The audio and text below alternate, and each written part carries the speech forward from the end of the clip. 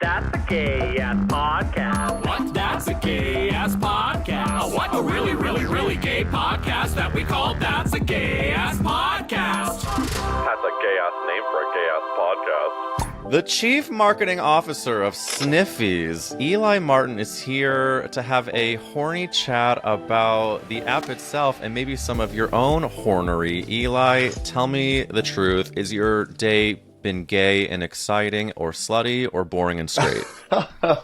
Hey, Eric. Thanks for having me today. I am calling in from my dad's office in Seattle. It has not been gay or slutty yet today, but it's early, Eli. There's so much time for that. It's early. I'm on the West Coast. Yeah, it's only 11. Oh, God, I love an early West Coast slutty moment. Here's the deal, Eli. I am so excited to have you on for many reasons. Number one is I think that Sniffies has emerged as the app for gays to have shameless, exciting experiences. But also, you yourself as the Chief Marketing Officer have been ushering in Sniffies into being sure this app that's like amazing for use, but also like a brand. Can we talk about the merch? Can we talk about Cruising Confessions, the podcast? Can we talk about all of it? You just have really slayed the game, and I want to say mazel tov to you for Sniffies. And I only have people on this pod that I really, really believe in their work. And even though sex can be controversial or divisive, I love to talk about it without shame. And Sniffies is truly leading the game in terms of just like, we are who we are. Now, question one, the holidays seem to be one of the horniest times of year for everyone. Would you agree that the holidays are the horniest, and why do we think that is? Yeah, no, I think so. I think many of us go back to our parents' houses, home to our childhood homes, back to see family. I think this time of year is always, a little stressful, a little different. And what's a better way to get rid of that stress is to get off. But I think that's always interesting, right? Because like, where do you do that, and how do you make that happen? Luckily, we have Sniffies, but thank God. Well, you're actually bringing up a very good point, which is that the convergence of stress and horn with like inability to practice with if you're in your parents' home and you can't take someone back to your childhood bedroom, it creates this sort of tension of how am I going to get off? Where am I going to get off?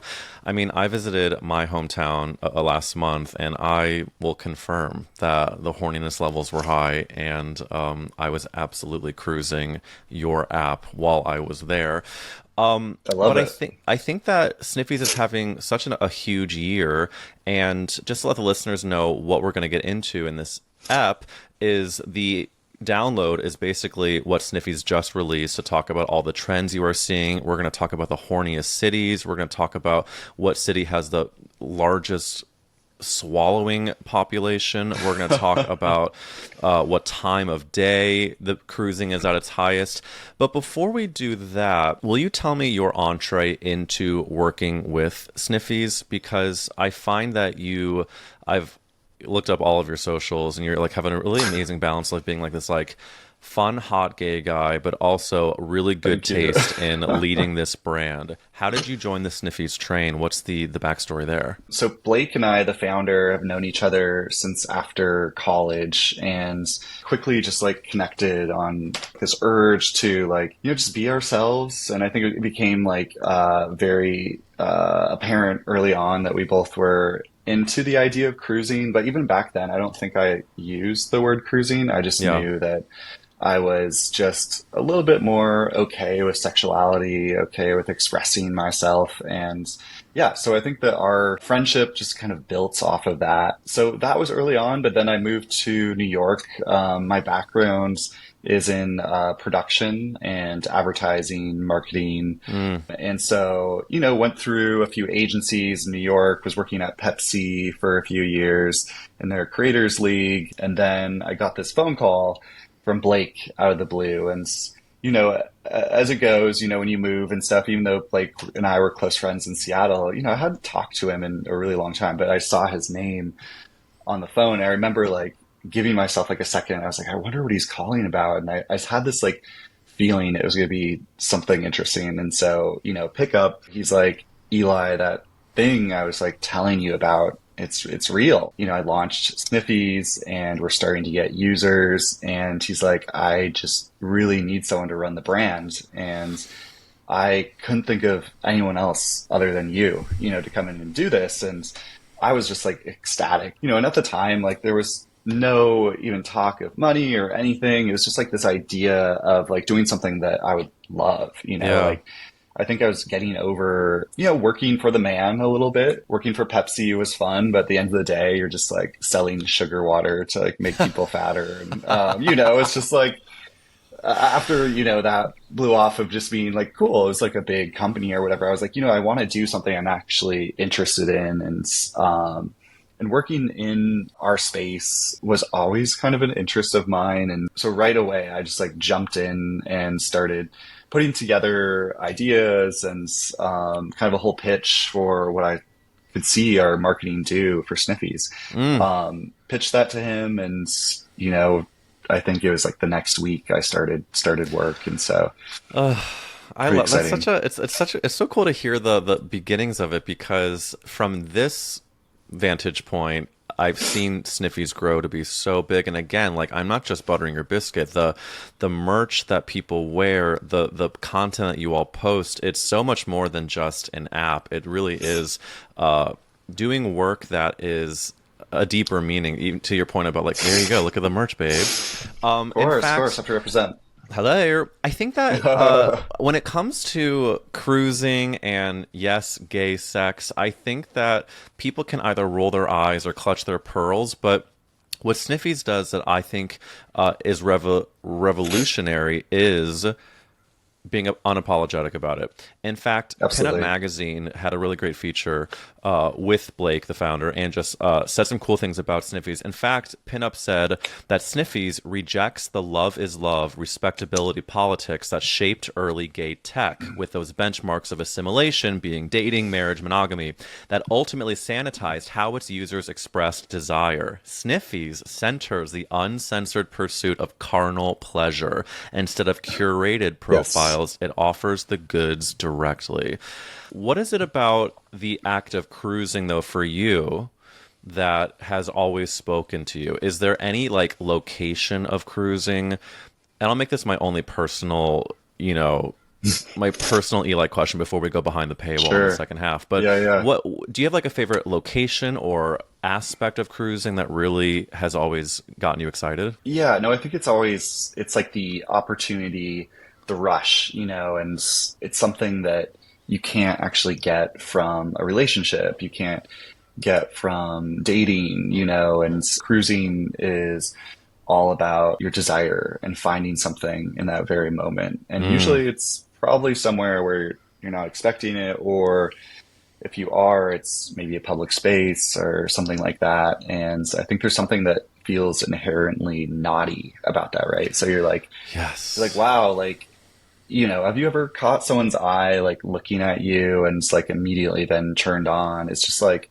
that rush, I think, is just like so exciting. And so for me, like, I don't know, I think that's so invigorating. It's just like something that's so exciting. I think I certainly have had times in my life where I've even been out and about and kind of only had sex, maybe in like places other than at home. We'll just put it that way. Sure, for long periods, and only because it's just like something where you're like, okay, this is just like fun. It's different. You don't need to take that mess home with you, But I think when you're saying like actual places, even outside of Sniffies, I think just like public spaces and being nude, like in a locker room, and places like that is something that feels so freeing to me. Oh yeah. Just like putting yourself out there, checking other guys out, like sizing yourself up. And there doesn't even necessarily have to be something sexual that happens, it's just like that intensity can be enough sometimes. Oh my God. I think, well, that's partly why like an airport to me is so horny. I think that there's like, everyone is so like on the way. Everyone's in the middle of going somewhere or ordering something or maybe standing at the urinal. It's just, there's something so divine about being around people that you don't know, but you can just let the glance do a lot of the getting to know, if you will. But I Absolutely. think if we do get into the download for a second, for the people who don't know, basically Sniffies just released all these really cool looks at data over the past year for what you have found on the app worldwide. I think it kind of goes without saying that Sniffies has grown a lot in the last year. Is that safe to say? Yeah, absolutely. No, it's growing every month. I mean, it's Yeah. like so exciting. Every month is our best month, looking at this data. Yeah. And so, yes. So we love to see that. We celebrate the growth of people having delicious sex, no matter where they are. One of the things that the download has stated is the most popular day of the week to cruise is a Monday. The most popular time of day to cruise is a 1 p.m. moment, so lunch cruising is still in. And I like that the app is not sort of taking away from gay culture, as some people have said that whether it's Grindr or Scruff is like hurting nightlife. What you and Blake have both said is that it's actually adding more humanity to the experience by passing somebody on the street, wondering if you can actually make something happen with them, and you can actually find them on the app potentially, Yeah. and then make it happen there. Absolutely. One thing I want to point out too, just about Sniffies is for you to actually have experiences. I think so many of these other apps, including things like Instagram, Facebook, even the non-dating hookup apps, like they just suck you in. You're Yeah. like just looking at it, you're going through this feed. It's like that kind of brain rot thing that's happening right now. And so Sniffies is the opposite, right? So the whole idea is for us to give you those experiences and sometimes making places more popular than they would be otherwise. And so, like you're saying with, these random parks, but also even like a gay club, and in the past they used to say that these other apps were killing gay nightlife. But now you can look on Sniffies and actually see not only gay bars where people are hanging out, but straight bars where they're having, a DL night or some random guys that checked in. And I had a really fun one actually by my old apartment in Clinton Hill that would have these nights, and it would be like Thursday nights, and it'd always just like light up on Sniffies, and it was just like so fun, and you could even go in and start chatting with folks on the wall of the place and be like, oh, how is it tonight? Like, what are you up to? But the whole point, like I was trying to make, is we often are making, these experiences, we're making them better, and making them more apparent or more open, and just creating more moments for these connections that might not have existed prior to Sniffies being around. Which we love. I also just had a full zoomed out moment of realizing that you are calling from your parents' home, talking Yes. about cruising Yeah. and gay sex. And I just want to say I'm obsessed with how far we have come. Yeah. And I want to celebrate that. I also want to celebrate the city that has emerged as the global capital of swallowers. Tell me, Eli, were you surprised to find out that Melbourne, Australia, has the most swallowers on this planet? I've never been, so I was surprised. This year was really interesting too because the data is the data, but you have to figure out how to analyze it and how we can figure out these things. So it wasn't like we were just like, oh, this just like appeared. We were just like, okay, let's like look at, some places where Sniffy's popular or whatever, and just like see, what interactions are the most popular in these places, and so Melbourne came up and we're like so excited to see that is chosen. It's chosen from this like long list of, interactions in the app. And cool thing about Sniffies is our profiles have, all these different ways to describe what you're looking for, what you're into, your kinks, your fetishes, your interactions, and so this is one of them. But even with swallowing, so I think we have, it's like, receive, give, so it's oral, and it's like receive, give, and the last one's oral, swallow. And so the fact that people are picking that one also, all those other choices is very specific. Well, I ask a lot of people that come on this series for the podcast, I ask if they prefer to suck or be suckhead. And Right. I think that it really is cool to see like hard data about the people who are proudly sucking and, yes, swallowing. And we Yeah. shout out our brothers and our sisters and everyone in between down under. And I want to thank the Melbourne suckers and swallowers for their service. And I know that many a D are thrilled to be housed in your throats. I also want to, Yes. talking about data and information that I find it so interesting how you measure it. You have a list in the download about the most confident cruisers. The cities with the most confident cruisers are Vegas, New York City, and then Sao Paulo. How are we measuring confident cruisers? What does that look like? A lot of these come down to the amount of messages that go back and forth to like a data point that might give us knowledge that there might have been a connection, you know, in some way. And so this is all anonymous, by the way we look at this stuff. But but so, you know, when we could look at that only, you know, so many messages led to potential meetup, you know, we know that, you know, maybe they're a little bit more confident there in what they're looking for and how to get it. See. Good for, well, listen up, everyone listening. If you're in Vegas, New York, or Sao Paulo, Brazil, you are probably getting laid more than everyone else. So we shout you out. For people who are curious, I just, again, find these to be so interesting. SF has led the way not only in the most group activity, but also the most used underwear enthusiasm. Yes.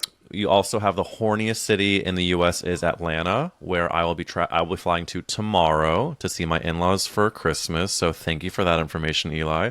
We also have welcome. We also have London leading in jockstrap lovers. We also have the most popular kink. I'm going to give you a quiz. Eli, remember, what is the most popular kink that Sniffies has told us? Most popular kink. Well, first, can I quiz you? So Please. What's the difference between a kink and a fetish? Okay. Thank you so much for quizzing. The difference between a kink and a fetish. Oh God, what a tough question. I'm gonna say a fetish is a fixation on something that is non-sexual, and a kink is something we do like that is based in a sexual practice. How did I do? You did okay. So, but I think when you said the non-sexual, you're thinking of like, so they say like non-genital for fetish. Sure. Non-genital. So, okay. So fetish is, think of it as a thing. So here's like the example, and then a kink is like the interaction or how it's going to go down. And so a good example I always give is a fetish would be like wrestling singlets, and then a kink would be wrestling. So then a fetish would be a rubber suit, and then a kink would be getting peed on in that suit. Exactly. Yeah. You're a good teacher, Eli. You're always going to remember now. So yeah, the top kink, which I remember only because it was last year as well, but was it edging again this year? It was, Eli Martin. It was edging.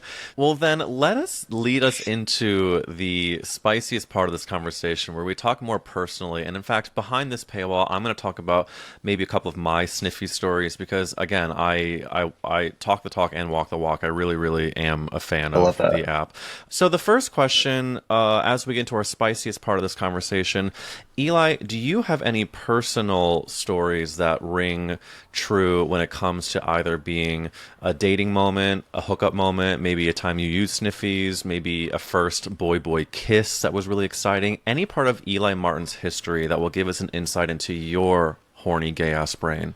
I think going back to like when I kind of knew I was gay is like, you know, so I grew up in Seattle by Green Lake, and it's a very like fit city, you know, and especially by Green Lake, it's like a lot of people exercising, running the lake and whatever. And so like as a young kid, I spent a lot of time there, and I just remember this fixation on the male bulge that happens where it'd be like these guys like running the lake, you know, in spandex, you know, or short shorts, and like just trying to like look up those shorts, and that just kind of like, I just remember in the car, even driving by the lake, just like glued, like watching people like run, and oh my God. Do you remember when? For the rest of this interview, head to Substack, linked in the description. You can also watch bonus episodes with Mikey Graceffa from Death Becomes Her, Isaiah Rutledge, Sunset Boulevard's G-Min Moon. We have Derek Cage, Patrick, Nick, Thanos, Mark.